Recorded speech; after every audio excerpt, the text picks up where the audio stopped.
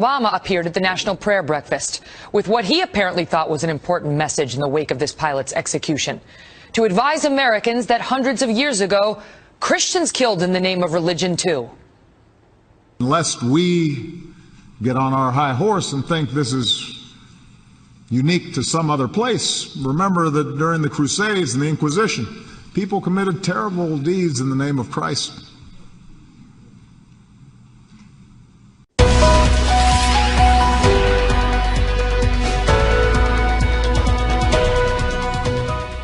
Hello, I'm Todd Starnes. President Obama is talking smack about Christians again, making these comments yesterday at the Easter prayer breakfast.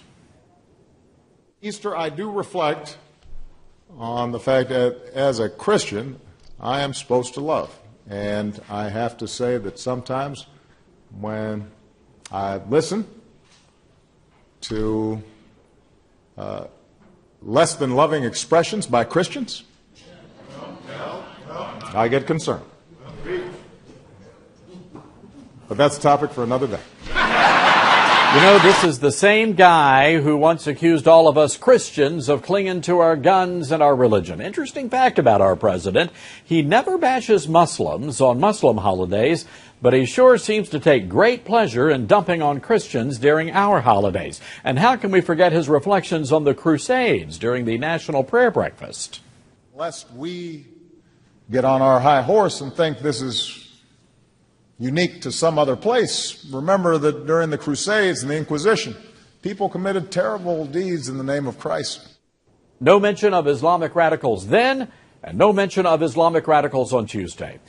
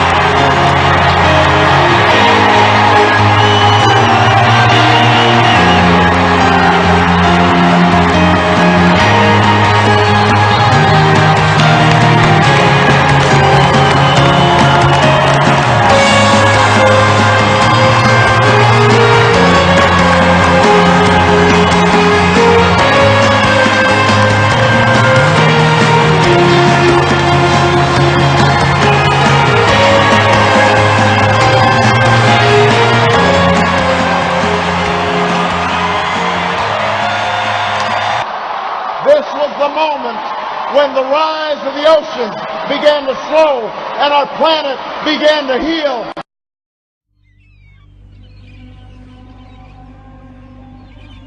I, John, was on the island that is called Patmos.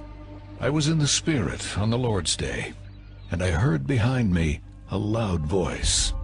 To the angel of the church in Pergamum write, I know your works, and where you dwell, where Satan's throne is. And you hold fast to my name, and did not deny my faith, even in the days in which Antipas was my faithful martyr, who was killed among you, where Satan dwells. Believe this altar is the throne of Satan, mentioned in the book of Revelation. Here in Pergamon, all that's left is the foundation.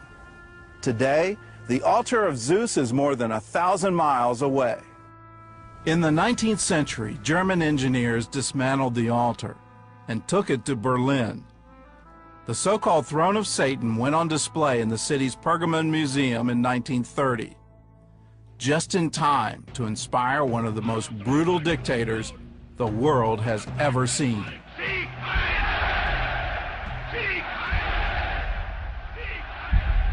This is Obama's stage at the Democratic nominating convention in Denver in 2008, designed to look like a Greek temple. It's strange enough that Obama made a temple his stage, a place of worship, but Obama's nomination temple appears to be modeled after the Pergamon altar, a special place. This is a Pergamon altar which is on display at the Pergamon Museum in Berlin, Germany, only a few hundred yards from the place where Obama gave a speech a couple months before the convention. The Pergamon altar is special because it is mentioned in the biblical book of Revelation. We all decided to turn in. The bunks were narrow, but the sheets were cool and inviting, and I stayed up late listening to the trembling rhythm of the train and the even breaths of my brothers, and thinking about the stories of our grandfather. It had all started with him, Alma had said. That sounded right somehow. If I could just piece together his story, I thought, then perhaps everything else might fall into place. I finally fell asleep and dreamed I was walking along a village road. Children dressed only in strings of beads played in front of the round huts, and several old men waved to me as I passed. But as I went farther along, I began to notice that people were looking behind me fearfully, rushing into their huts as I passed.